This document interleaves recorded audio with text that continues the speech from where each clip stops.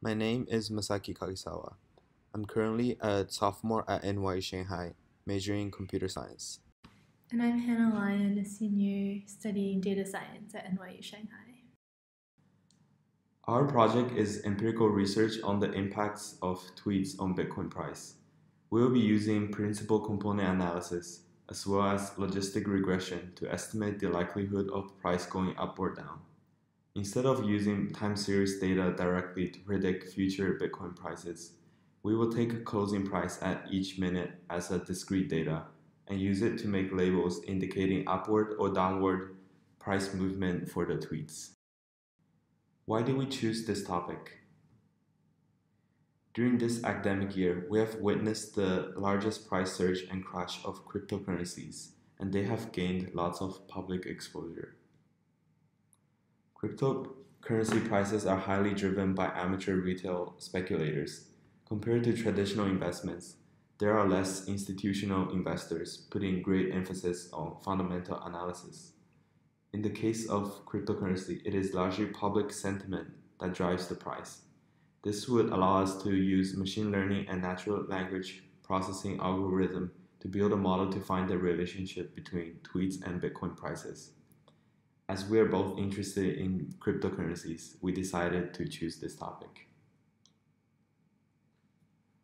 Among all the cryptocurrencies, why did we choose Bitcoin? First, Bitcoin currently has the largest market cap among all cryptocurrencies. This means that it is less vulnerable to a few wealthy individuals influencing the price movement, which is highly unpredictable. Second, Bitcoin has been around the longest, which means it has the most price index data among all cryptocurrencies. Third, it is the most popular coin with the most tweets. On average, there are about 200 tweets or retweets about Bitcoin per minute. If we chose a coin with few tweets about it per minute, our model would be easily influenced by just those few opinionated tweets. Data collection. At first, we were looking online for public dataset available. We visited Kaggle and many other websites, however, we were not able to find a dataset that was suitable for our purpose. This is the result of Bitcoin tweet on Kaggle. So we decided to use APIs and build our own dataset.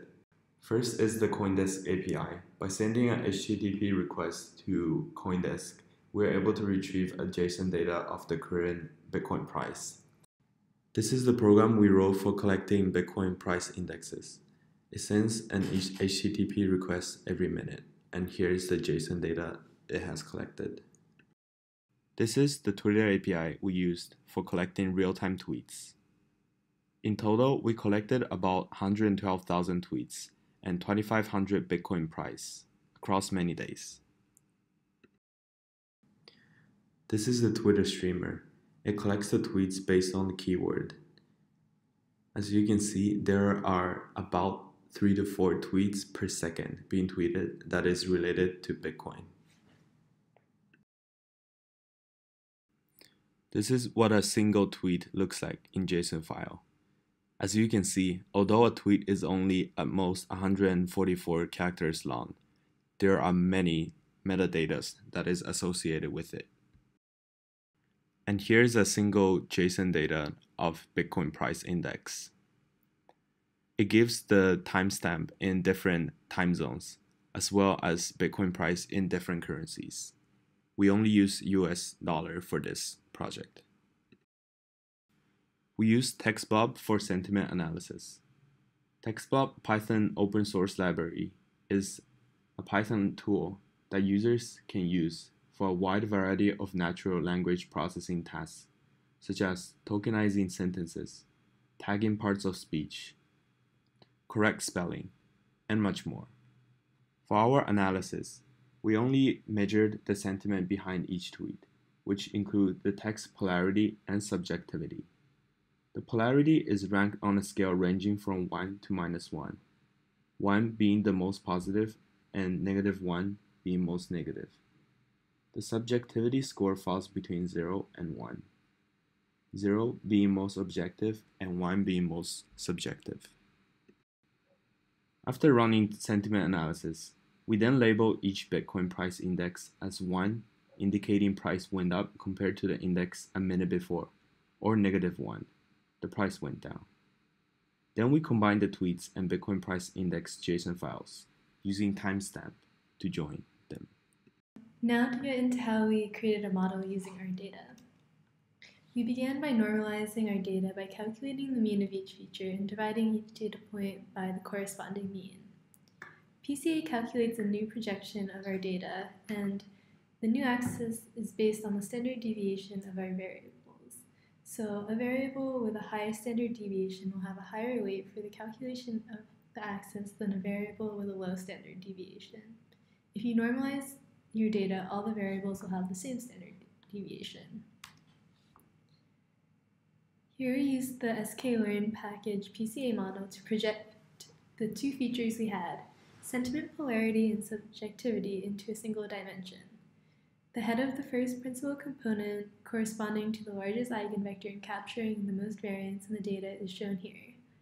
The principal component explained about 78% of the variance in the data. We then use this projected data in a logistic regression model. To do this, we used a stochastic gradient descent classifier, also from the sklearn package, with the loss function set to the logistic function. Additionally, we tuned the model to use L2 regularization and to randomly shuffle the data between each epoch. As for hyperparameters, we tested various combinations of different learning rates and max iteration numbers to find the one that yielded the highest accuracy rate. The result was a learning rate of 1/10,000th and a max iteration limit of 100. For testing our model, we used cross-validation testing. Among the labeled dataset we prepared, we randomly chose 20% of the data to be hidden during the time when we fit the model. Then we used the fitted model to predict whether the tweets in the previously hidden test data were associated with Bitcoin price moving up or down. So here's a short clip of our model running, and we can see the time it takes for each epoch and the loss over each epoch as the model trains.